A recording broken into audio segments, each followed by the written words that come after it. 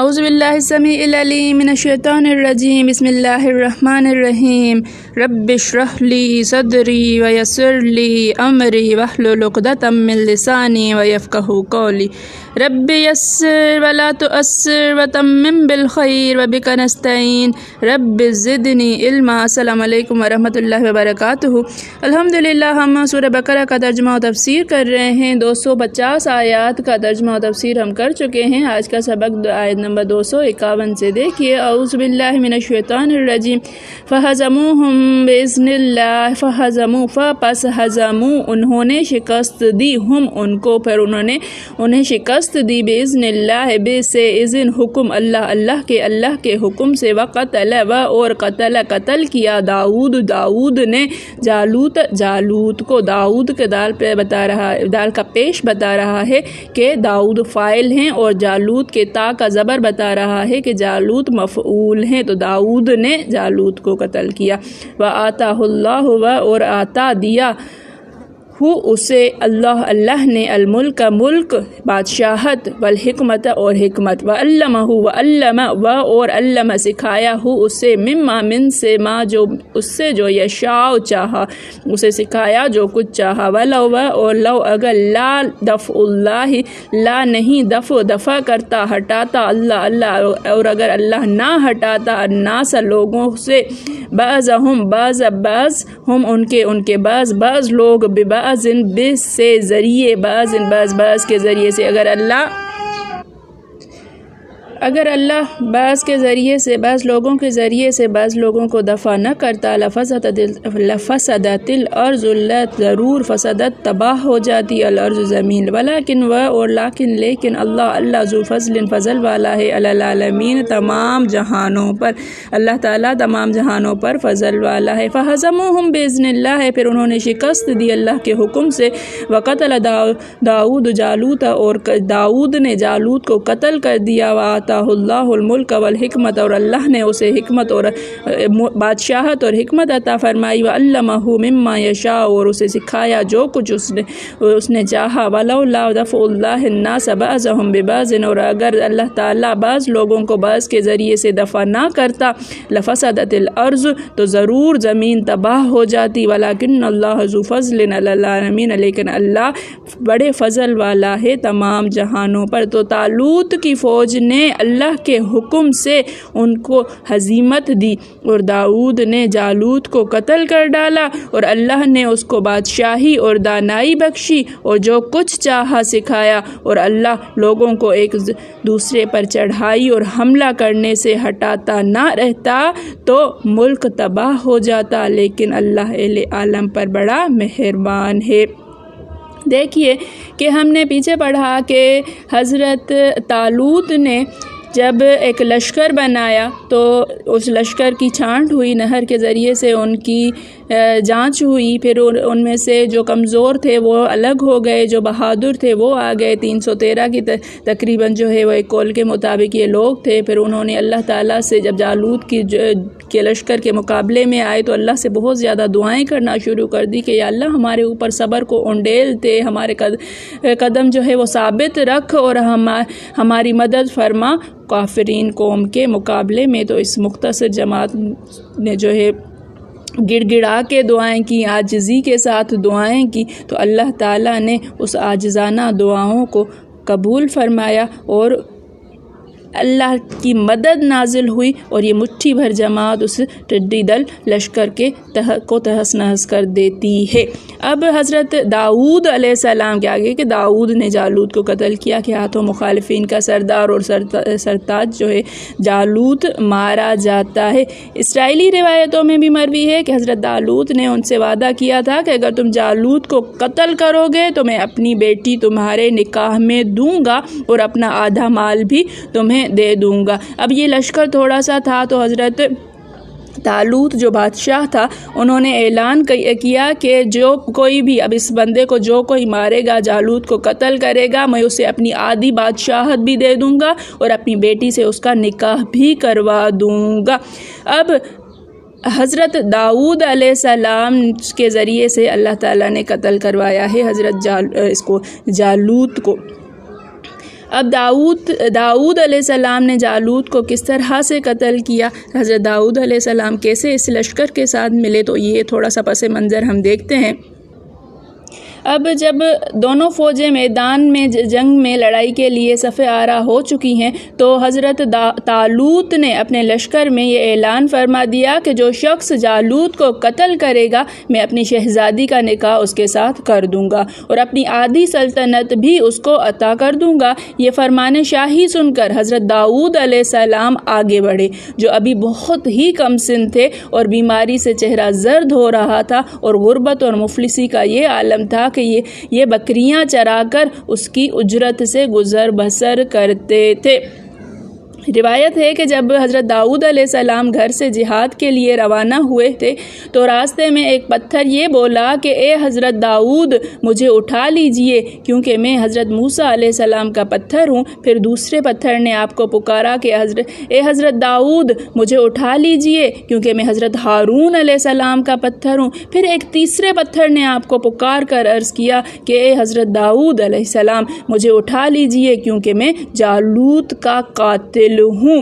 آپ علیہ السلام نے ان تینوں پتھروں کو اٹھا کر اپنی جھولی میں رکھ لیا۔ جب جنگ شروع ہوئی تو حضرت داؤد علیہ السلام نے اپنی گوپھن لے کر صفوں سے آگے بڑھے اور جب جالوت پر آپ کی نظر پڑی تو آپ نے ان تینوں پتھروں کو اپنی گوپھن میں رکھ کر اور بسم اللہ پڑھ کر گوپھن سے تینوں پتھروں کو جالوت کے اوپر پھینکا۔ گلیل، گوپھن کا مطلب ہوتا ہے کہ گلیل جو ہوتی ہے، جو اکثر جو ہے وہ پہلے دور میں بچے اس سے کھیلا کرتے تھے یا اس سے شکار کھیلا جاتا تھا، وہ والی جالوت کے اوپر پھینکا اور یہ تینوں پتھر جا کر جالوت کی ناک اور کھوپڑی پر لگے اور اس کے بھیجے کو پاش کر کے سر کے پیچھے سے نکل کر 30 جالوتیوں کو لگے اور سب کے سب مقتول ہو کر گر پڑے۔ پھر حضرت داؤد علیہ السلام نے جالوت کی لاش کو گھسیٹتے ہوئے لا کر اپنے بادشاہ حضرت طالوت کے قدموں میں ڈال دیا۔ اس پر حضرت طالوت نے اور بنی اسرائیل بے حد خوش ہوئے۔ اب جالوت کے قتل ہو جانے سے اس کا لشکر جو ہے وہ پورا کا پورا بھاگ نکلا اور حضرت طالوت کو فتح مبین ہو گئی، اور اپنے اعلان کے مطابق حضرت طالوت نے حضرت داؤد علیہ السلام کے ساتھ اپنی لڑکی کا نکاح کر دیا اور اپنی آدھی سلطنت کا ان کو سلطان بنا دیا۔ پھر پورے 40 برس کے بعد جب حضرت طالوت بادشاہ کا انتقال ہو گیا تو حضرت داؤد علیہ السلام پوری سلطنت کے بادشاہ بن گئے، پوری دنیا پر جو ہے وہ انہوں نے بادشاہت کی ہے۔ اور جب حضرت شموئیل علیہ السلام کی وفات ہو گئی تو اللہ تعالیٰ نے حضرت داؤد علیہ السلام کو سلطنت کے ساتھ نبوت بھی سرفراز فرمایا۔ آپ سے پہلے سلطنت اور نبوت دونوں اعزاز ایک ساتھ کسی کو بھی نہیں ملا تھا۔ پہلے نبی ہیں حضرت داؤد علیہ السلام، پہلے نبی ہیں جو بادشاہ بھی ہیں اور نبی بھی ہیں۔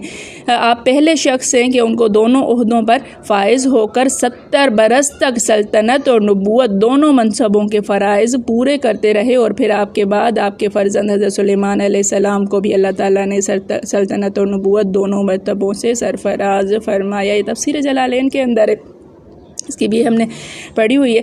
دیکھیے کہ حضرت داؤد علیہ السلام ایک چرواہے کے، دیکھیے کہ حضرت داؤد علیہ السلام ایک چرواہے کے بیٹے ہیں۔ ان کے والد صاحب بادشاہ کی بکریاں لے کر چرواتے تھے، اور یہ بیٹا جو ہے داؤد یہ چراتے تھے، اور ان کو بہت زیادہ بخار تھا اور یہ بالکل پیلے ہو رہے تھے۔ اس نکاحت کے عالم میں جب اعلان ہوا ہے کہ لشکر بن رہا ہے تو یہ آئے ہیں۔ جب طالوت علیہ السلام نے حضرت طالوت نے جو بادشاہ ہے انہوں نے ان سے پوچھا کہ کیا خوبی ہے تم میں جو میں تمہیں اپنے لشکر میں شامل کروں، تمہاری کیا ایسی خوبی ہے کہ تم فوج کا حصہ بنو؟ تو انہوں نے کہا تھا کہ میرا نشانہ جو ہے وہ کبھی بھی ضائع نہیں جاتا ہے۔ دوسری بات میں آپ کی بکریاں چراتا ہوں، اور کوئی بھی بکری اگر بھیڑیا لے کر بھاگتا ہے تو میں اس کو ایسا نشانہ مارتا ہوں، دور سے نشانہ مارتا ہوں کہ وہ بڑی بھیڑیے کو جا کر لگتا ہے اور وہ بکری چھوڑ کر بھاگ جاتا ہے۔ تو یہ ان کی خصوصیت تھی جس پر انہوں نے حضرت طالوت نے ان کو اپنی फ़ौज में जमा किया था। फिर ये पत्थरों वाला मामला हुआ कि जब ये निकल रहे थे तो पत्थरों ने भी इनसे कहा, फिर तालूत को कत्ल कर दिया। ये सारी बातें देखिए कि अल्लाह ताला जब चाहे, जब किसी इंसान की किस्मत को बदलना चाहे तो किस तरह से बदल सकता है। अल्लाह ताला किस तरह से एक गरीब, कमसिन, एक बीमार, एक क्या कहते हैं कि पुरसा हाल लड़के के हाल को तब्दील करके एकदम से उसको बादशाहत, आधी बादशाहत मिल जाती है। उसको अल्लाह ताला ने चाहा वो उसका निकाह एक शहज़ादी से हो जाता है। ये कोई ख़याली कहानी नहीं है, ये हकीकत है। अल्लाह ताला ने फिर हज़रत दाऊद अलैहिस्सलाम को जो जो मर्तबे दिए, हज़रत दाऊद अलैहिस्सलाम को ज़बूर अता फरमाई, हज़रत दाऊद अलैहिस्सलाम के साथ परिंदे और पहाड़ साथ में उनसे तस्बीह किया करते थे। क्या क्या शान अल्लाह ताला ने अता कर दी। तो हम इंसान जो नाउम्मीद होकर बैठ जाते हैं कि बस अब हमारी किस्मत नहीं बदलेगी, अब हम कुछ भी नहीं कर सकते, अब हमारे हालात नहीं बदल सकते, तो देखिए कि अल्लाह ताला किस कदर हालात के तब्दील करने पर कादिर है।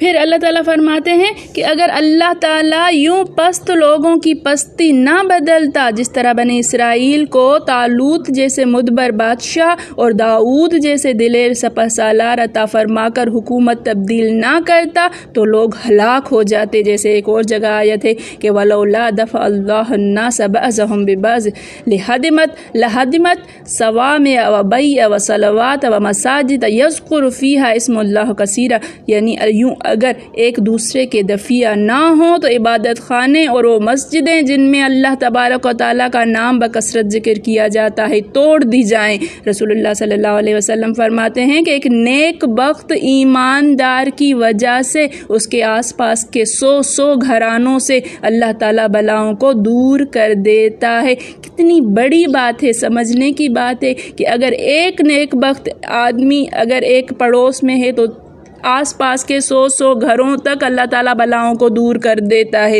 एक नेक इंसान की ये बरकत हुआ करती है। फिर रावी हदीस हज़रत अब्दुल्लाह बिन उमर ने इस आयत की तिलावत फरमाई है।